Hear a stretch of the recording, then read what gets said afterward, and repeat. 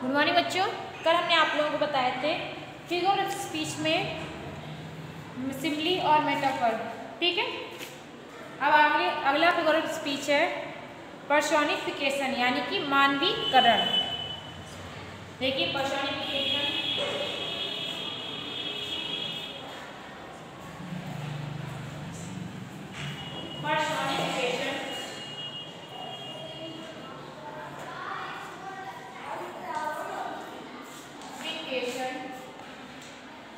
ठीक है, जिसे कहते हैं मानवीकरण।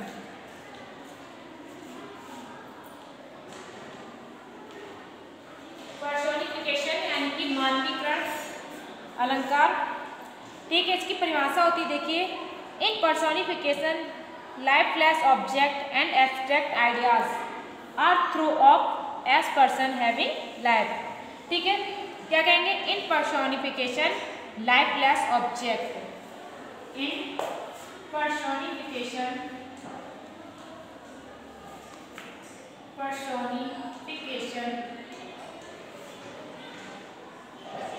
lifeless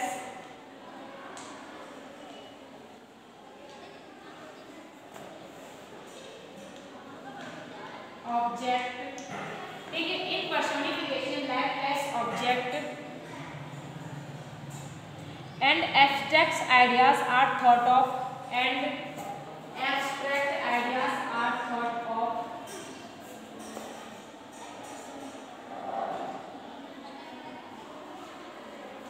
abstract ideas are thought and thought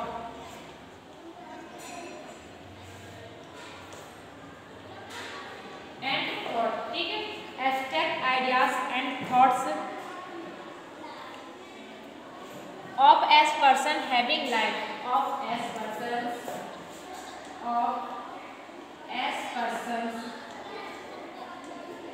having life,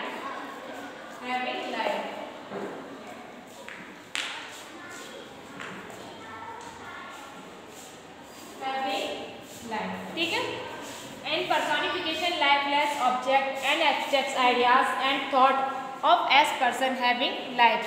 देखिए इसकी परिभाषा क्या है हिंदी में। ठीक है, हिंदी में से कहते हैं, हिंदी में इसकी डेफिनेशन है कि इस अलंकार में यानी इन पर्सोनिफिकेशन यानी कि मानवीकरण अलंकार में लाइफलेस ऑब्जेक्ट यानी कि ऐसी वस्तुएं जिनमें जीवन नहीं है, एंड एब्स्ट्रैक्ट यानी कि लाइफलेस यानी निर्जीव वस्तुओं और भावों को, एब्स्ट्रैक्ट यानी कि भावों को सजीव मानकर व्यक्ति के रूप में वर्णित करते हैं। Ideas and thoughts of S person having life यानी कि उन्हें सजीव मानकर उनका वर्णन किया जाता है। ठीक है, जैसे कि इसके एग्जाम्पल देख लीजिए। एग्जाम्पल है ए लाइन हैव नो लेग्स। ठीक है, ए लाइन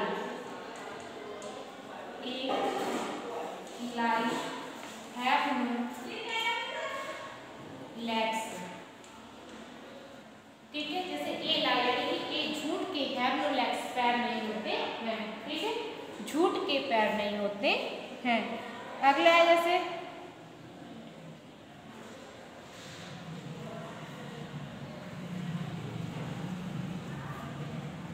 जैसे jealousy is a green eyed monster. Jealousy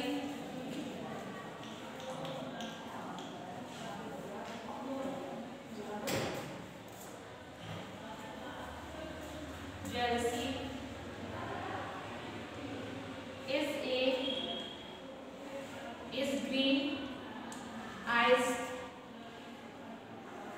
monster।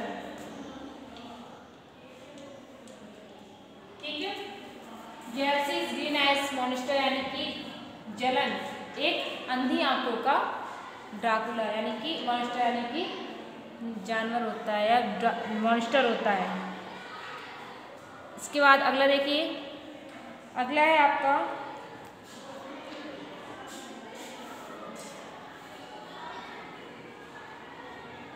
अगला है एटोस्ट्रॉफी यानी कि संबोधन।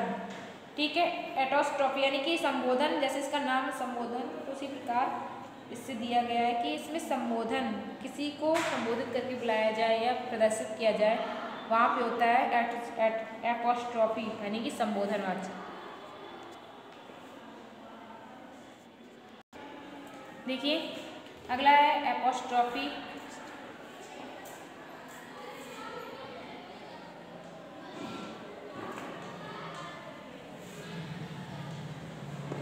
एपोस्ट्रोफी यानी कि संबोधन।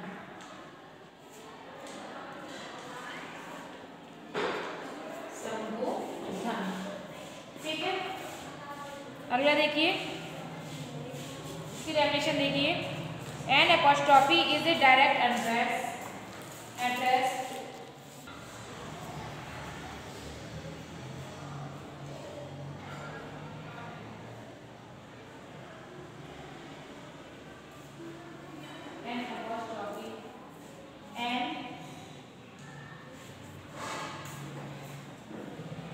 An apostrophe is a direct address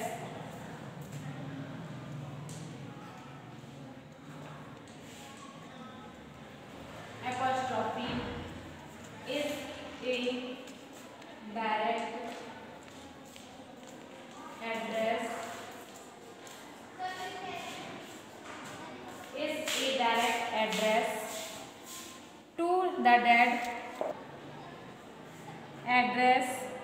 to the dead, to the absent, to the dead,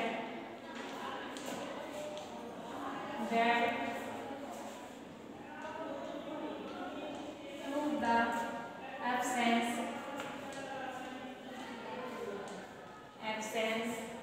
ठीक है, और to a personified object or ideas, और a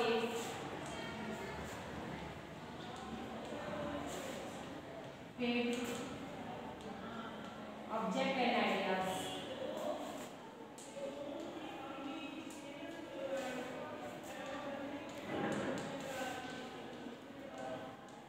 ठीक है, an apostrophe is a direct address to the dead, to the absence or personified object and ideas। ठीक है, इसका मतलब है कि संबोधन वह अलंकार होता है जिससे मृत, अनुपस्थित या मानवीकरण किए हुए पदार्थ या विचार को संबोधित किया जाता है। ठीक है, यानी कि संबोधन वह अलंकार है जिसमें मृत, मरा हुआ, अनुपस्थित, मानवीकरण किए हुए पदार्थ या विचार को संबोधित किया जाता है। जैसे कि एग्जाम्पल देखिए इसका, O library why are you so dear. Example है इसका, ओ लाइब्रेरी,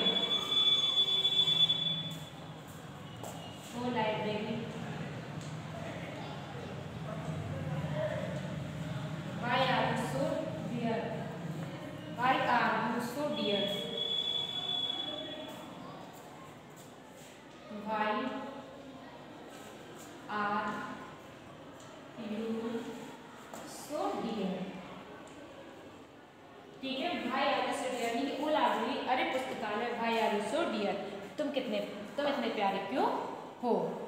ठीक है, तो इसमें लाइब्रेरी क्या है, मृत है, निर्जीव के बारे में बताया जा रहा है, उससे कह रहा है। ठीक है, जैसे कि अगला है ओ डेथ, ओ डेथ कम सून। ठीक है, ओ डेथ यानी अरे मृत्यु कम सून, जल्दी आओ। यहाँ पे मृत्यु के बाद से बोल रहा है कि ओ डेथ कम सून। ठीक है, इसके बाद अगला अलंकार है विरोधाभास यानी कि ऑक्सीमोरोन। देखिए क्या होता है ऑक्सीमोरोन। अगला है देखिए ऑक्सीमोरोन।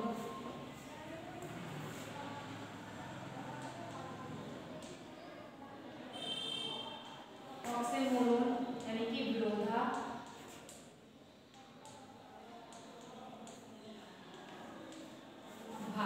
ठीक है, ऑक्सीमोरोन को बोलते हैं विरोधाभास। देखिए इसकी डेफिनेशन होती है, in the figure of speech two opposite qualities are added to the some things same things. In the figure speech two opposite qualities, in the figure speech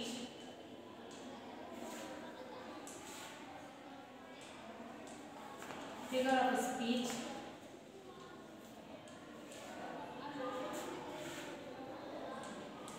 two qualities are added two qualities are added to the same things are added same to the same things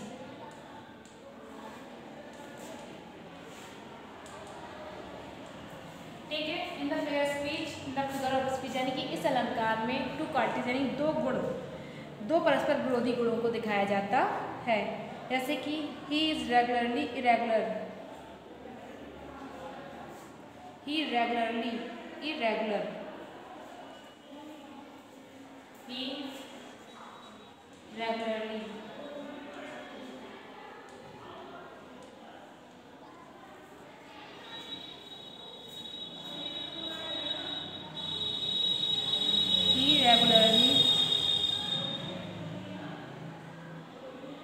irregular, regularly irregular,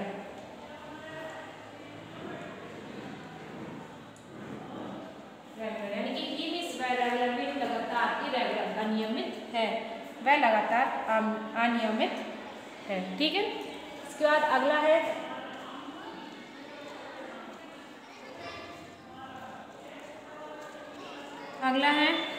अतिशयोक्ति यानी hyperbole, exam figure of speech देखिए इसे। अगला है देखिए hyperbole यानी अतिशयोक्ति,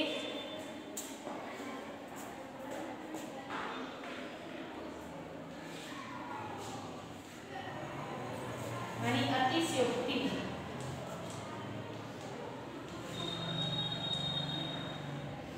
ठीक है। अतिशयोक्ति अलंकार यानी हाइपरबोले बोलते हैं अतिशयोक्ति अलंकार।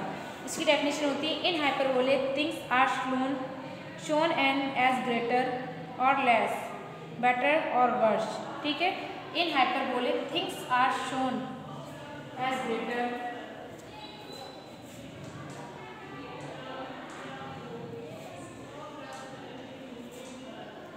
hyperbole things are shown as greater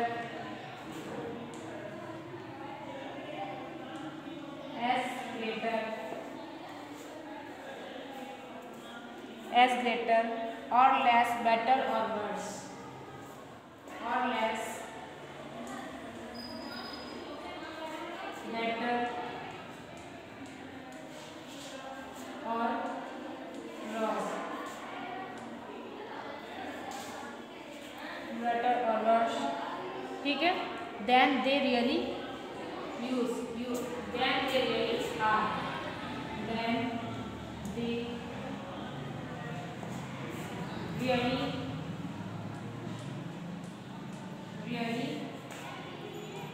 are। ठीक है। हाइपरबोले की डेफिनेशन होती है कि the hyperbolic things are shown as greater और less, so the things are show SHO। ठीक है।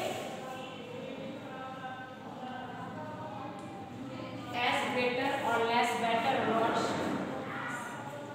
द बेटर और worse, then they really are. ठीक है। यानी कि इस अलंकार में किसी बात को वास्तविकता से अधिक कहीं बढ़ा चढ़ाकर या बहुत घटाकर प्रस्तुत किया जाता है। जैसे कि इसके एग्जाम्पल है she wept ocean of tears, she wept ocean of tears, she वीप्ड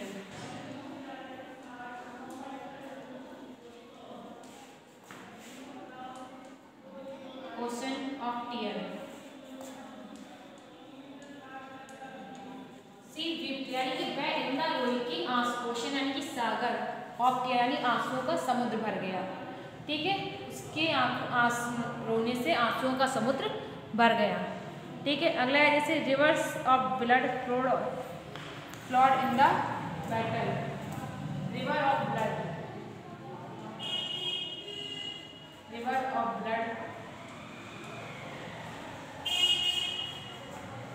flawed battle,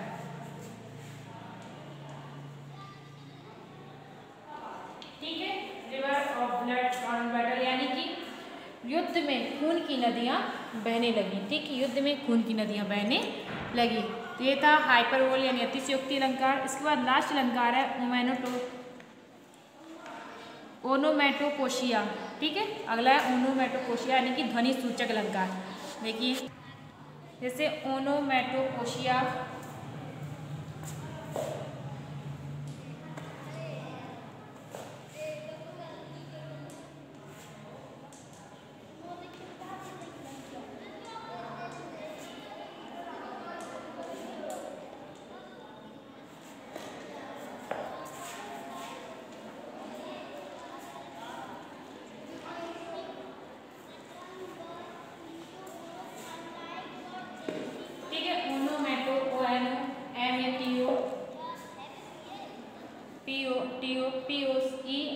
ओनोमेटोपोइया, ठीक है। इसकी डेफिनेशन है in the figure of speech sound suggest the sense of और meaning. In the figure of speech sound suggest in the figure of speech sound suggest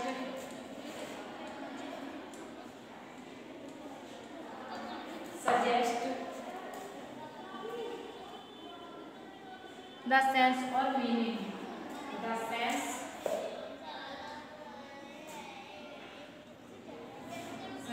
or meaning,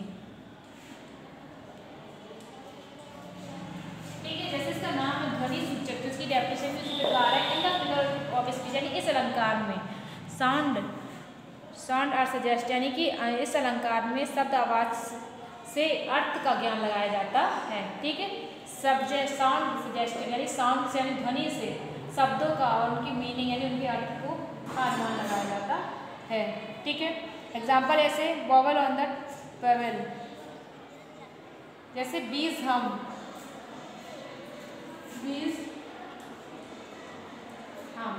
यानी कि मक्खियों का घर बनाना, ठीक है। तो ये थे आपके फिगर ऑफ स्पीच यानी कि अलंकार जो 7 प्रकार के थे, कंप्लीट हो गए यहाँ पूरी तरीके से। इसके आगे नेक्स्ट टॉपिक हम आप लोगों को कल समझाएंगे। ये अलंकार आपके एग्जाम में आते हैं।